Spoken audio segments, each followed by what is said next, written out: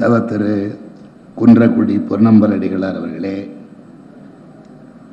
வரவேற்புரையாற்றிய கம்பன் கழகத்தினுடைய தலைவர் நீதி அரசர் மாண்புமிகு இஸ்மாயில் அவர்களே,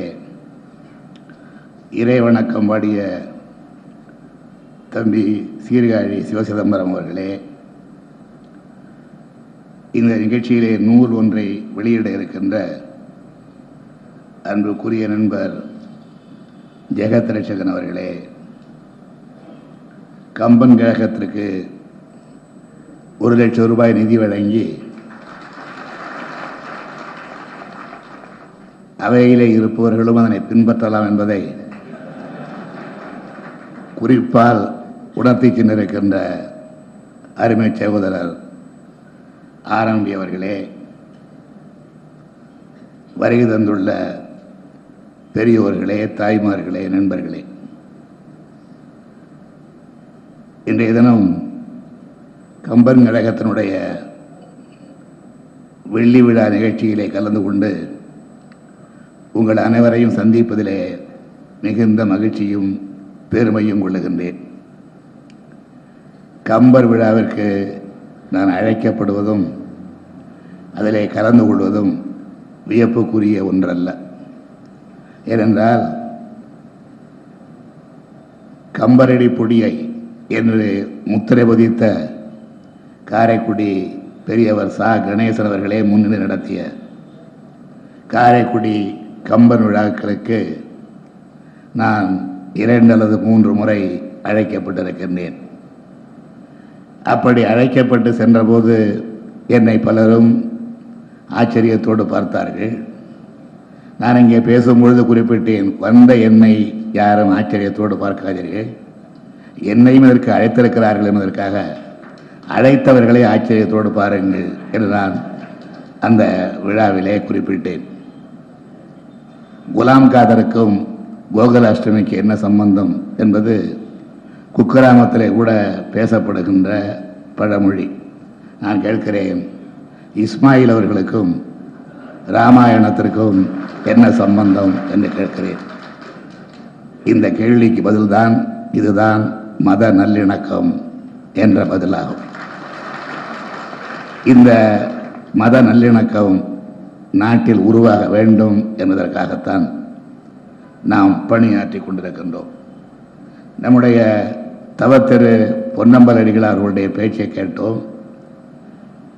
அவர் மறைந்தும் மறையாமல் இருக்கின்ற நம் நெஞ்சம் நிறைந்த குன்றக்குடி அடிகளாருடைய வழி தோன்றலாக விளங்குகிறார் என்பதற்கு இன்றைய தினம் அவர் ஆற்றிய உரை ஒரு சான்றாகும்.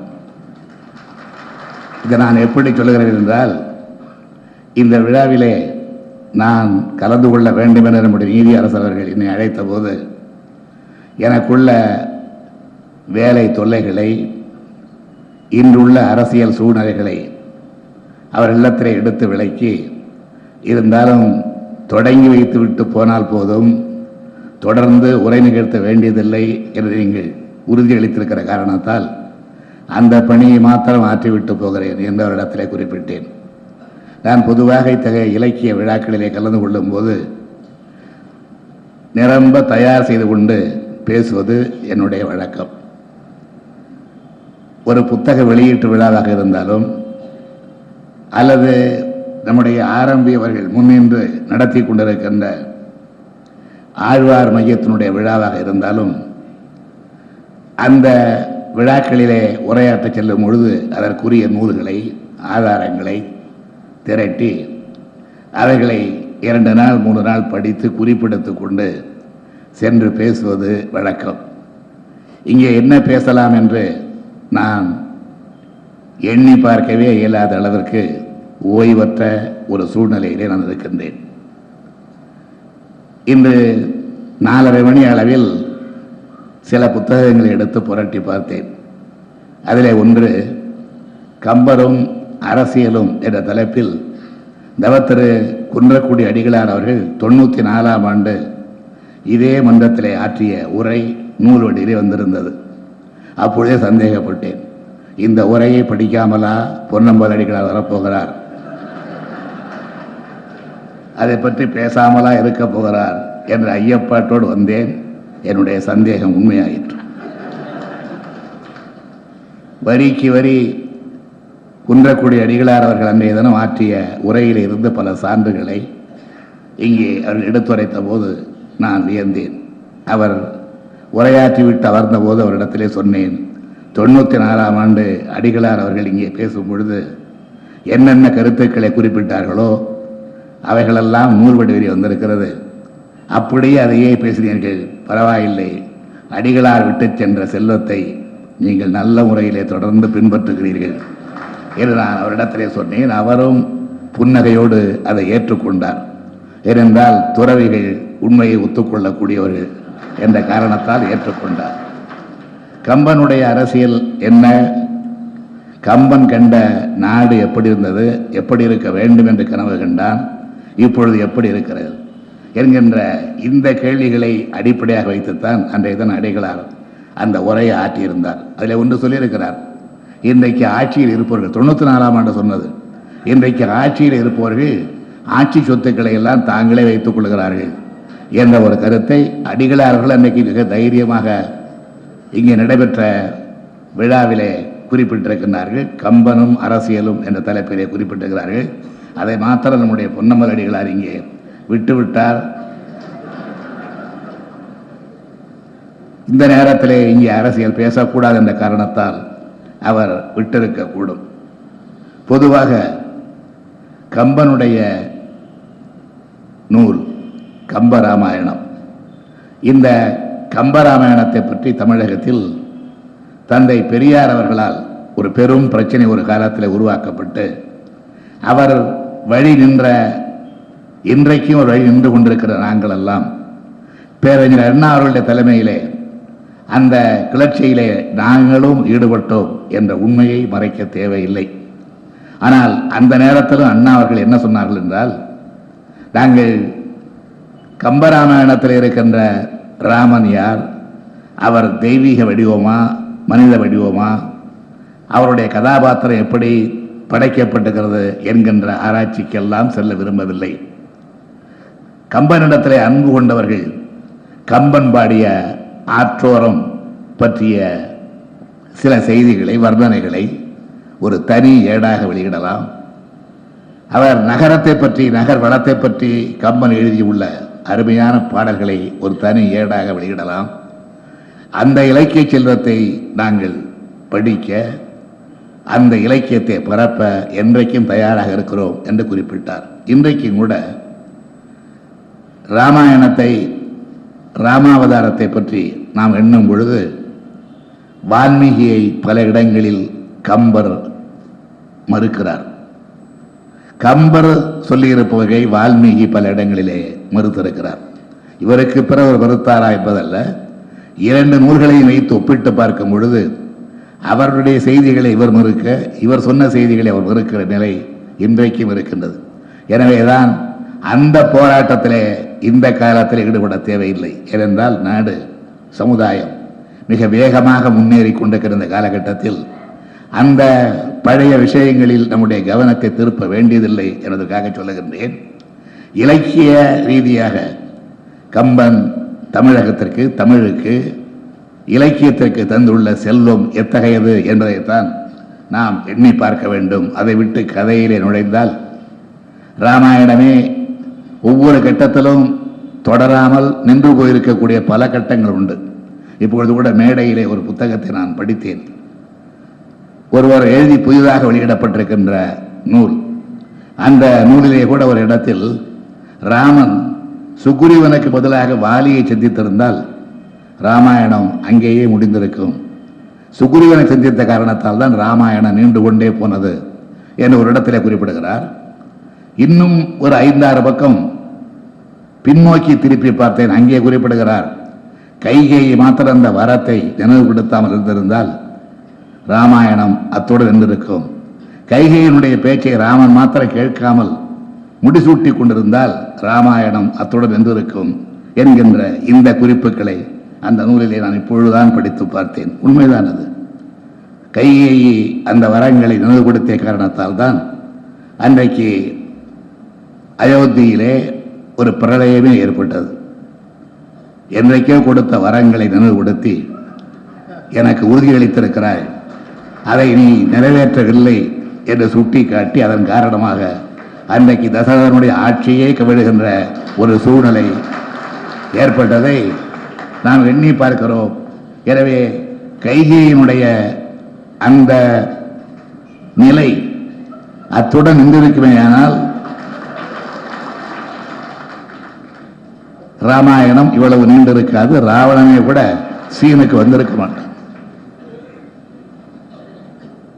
இவைகளை எல்லாம் நாம் எண்ணி பார்க்கும் பொழுது கதாபாத்திரங்கள் அல்ல இதில் முக்கியம்.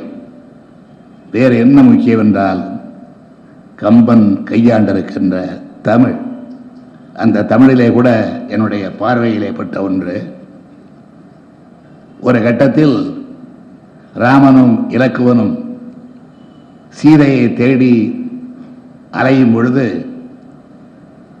ஒரு இடத்திலே இருவரும் தங்கியிருக்கிற நேரத்தில் அயோமிகி என்கின்ற ஒரு அரக்க பெண்மணி இலக்குவனை மயக்கி வெகு தொலைந்து அழைத்து சென்று விடுகிறாள். ராமன் பக்கத்தில் இருக்கிற இலக்குவனை அயோமிகி என்கின்ற ஒரு அரக்கி அல்லது அரக்க குணம் படைத்த ஒரு பெண் மயக்கி அழைத்து சென்று விடுகிறாள். எங்கே சென்றான் தம்பி என்று தெரியாமல் ராமன் கவலைப்படுகிறான். என்ன ஆனான் என்று தெரியவில்லை. ஏனென்றால் வேறு யாரும் இல்லை. சீதையோ ராவணனால் தூக்கி செல்லப்பட்டிருக்கிற நேரம் வேறு யாரும் துணைக்கு இல்லை. துணைக்கு இருந்த தம்பியையும் காணவில்லை. யாரோ மயக்கி இழுத்து சென்று விட்டார்கள். அந்த நேரத்திலே கம்பர் ராமனுடைய நிலையை விளக்குகிறார். தள்ளா வினையேன் தனி ஆறுயிராய் உள்ளாய் ஒரு நீயும் ஒளித்தனையோ பிள்ளாய் பெரியாய் பிழை செய்த அணையால் கொள்ளாத உலகம் உன்னை இது ஓ கொடியதே என்று ராமன் மூலமாக கம்பர் சொல்லுகிறார். இதிலே ஒரு சொல் ஒரு நீயும் ஒளித்தனையோ. ஒரு நீயும் என்கின்ற சொல்லை புதிதாகத்தான் நாம் ராமாயணத்திலே பார்க்கிறோம். ஒரு நீயும் என்பது நீ ஒருவன் இருந்தால் என்கின்ற பொருளை தருகிறது என்று புலவர்கள் விளக்குகிறார்கள். நீ ஒருவன் தான் இருந்தாய், நீயும் மறைந்து விட்டாயே, இது மிக மிக கொடியது என்று சொல்லுகிறார். அங்கேதான் ஒரு நீயும் என்ற அந்த சொல் கம்பரால் கையாளப்படுகிறது. இங்கே ஒரு சோக சித்திரமாக கையாளப்படுகின்ற அந்த சொல் வேறொரு இடத்தில் உணர்ச்சி பிரவாகமாக அதே சொல் வெளிப்படுகிறது கம்பராமாயணத்தில். குற்றம் வீழ்ந்த குணத்தின் எம் கோமகன் மற்றை வாழ் அரக்கன் புரி மாயையால் இன்று வீழ்ந்தனன் என்னவும் என் அயல் நிற்றியோ இளையோ ஒரு நீ என்றாள். மாரீசன் மான் வடிவம் எடுத்து ராமர் சீதையை ஏமாற்றி அந்த மானை பிடித்து தர வேண்டும் என்று மணாளரிடத்திலே சீதை கேட்டு இலக்குவன் எச்சரித்தும் கேட்காமல் ராமன் அந்த மானை பிடிக்க அதன் பின்னால் துரத்தி செல்ல மான் வடிவில் இருந்த மாரீசன் ராமனால் கொல்லப்படுகிற நேரத்தில் லக்ஷ்மணா என்று குரல் கொடுக்கிறான். அந்த குரல் ராமனுடைய குரலைப் போலவே இருக்கிறது. இதை பார்த்தது கணவனுக்கு ஏதோ ஆபத்து என்று சீதை கலங்குகிறாள். உடனே பார்த்துடு என்று தம்பி லக்குவணனுக்கு சொல்லுகிறாள். லக்குவணன் அண்ணனின் கட்டளைப்படி அங்கே அசையாமல் இருக்கிறான். அப்பொழுது சீதைக்கு கோபம் வருகிறது. அங்கேதான் சொல்லுகிறாள், குற்றம் வீழ்ந்த குணத்தின் என் கோமகன் மற்றை வாழ் அரக்கன்புரி மாயையால் இற்று வீழ்ந்தனன் என்னவும் என் அயல் நிற்றியோ இளையோ ஒரு நீ என்றாள். இங்கே இந்த ஒரு நீ பயன்படுத்தப்படுகிறது. இங்கே ஒரு நீக்கு என்ன பொருள் என்றால், நீ ஒரு மனிதன் தானா, நீயும் சகோதரன் தானா என்று இந்த ஒரு நீ, அங்கே இந்த ஒரு நீ ஒருவன் இருந்தால் நீ மறைந்தாய் என்கின்ற அந்த பொருளிலே பயன்படுத்தப்படுகிறது. இங்கே அந்த ஒரு நீ என்பது உணர்ச்சி வேகத்திலே ஆத்திரத்தோடு பயன்படுத்தப்படுகிறது. இப்படி சொல்ல சொல்ல அதை கேட்டுக் கொண்டிருக்கிறாயே, ராமனுடைய அவல ஓலத்தை கேட்டுக் கொண்டிருக்கிறாயே, நீயும் ஒரு மனிதனா, நீயும் ஒரு சகோதரனா என்று இங்கே பயன்படுத்தப்படுகிறது. இதை பற்றி விரிவுரை எழுதுகின்ற புலவர் அழகாக குறிப்பிடுகிறார். இந்த சொல் பாதி நின்று விடுகிறது.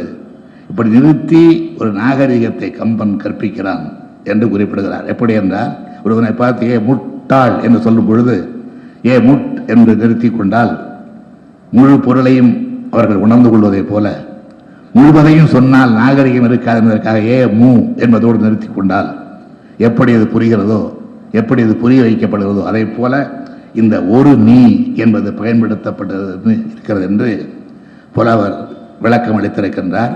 இப்படி பல விளக்கங்கள் கம்பனுக்கு சொல்வதற்கு பல புலவர்கள் இருக்கின்றார்கள். நூற்றுக்கணக்கான புத்தகங்கள், கம்பனை பற்றிய ஆராய்ச்சி நூல்கள், கம்பனுடைய தமிழுக்கு சிறப்பு செய்கின்ற வர்ணனைகள், அதை போற்றுகின்ற கவிதைகள், பாடல்கள், இவைகளெல்லாம் வந்து கொண்டிருக்கின்றன. ஆனால் தமிழகத்தை பொறுத்தவரையில் இன்றைக்கு புலவர்கள் வால்மீகி ராமாயணம், கம்ப ராமாயணம் என்று பிரித்து பார்க்கிறார்கள். ஆனால் மக்கள் ரெண்டு ராமாயணத்தை ஒன்றாக கலந்து எந்தெந்த கற்பனை தங்களுக்கு இனிப்பாக இருக்கிறதோ ரெண்டையும் சேர்த்து இன்றைக்கு மக்கள் பேசிக் கொண்டிருக்கிறார்கள். அது ரெண்டையும் பிரித்து சொல்லுகின்ற அந்த அரும்பணியை புலவர் பெருமக்கள் எடுத்துக்கொள்ள வேண்டும். அவைகள் புத்தகங்களாக வந்தால் மாத்திரம் போதாது, இதை போன்ற அவைகளில் அவைகளை விளக்க வேண்டும் என்று புலவர் பெருமக்களை எல்லாம் நான் இங்கே கேட்டுக்கொண்டு இந்த வெள்ளி விழா நிகழ்ச்சியை தொடங்கி வைத்து, எனக்கு வேறு பணிகள் இருக்கின்ற காரணத்தால் இந்த அளவில் என்னுடைய உரையை நிறைவு செய்து உங்கள் அனைவரிடமிருந்தும் விடைபெற்றுக் கொள்ளுகின்றேன். நன்றி, வணக்கம்.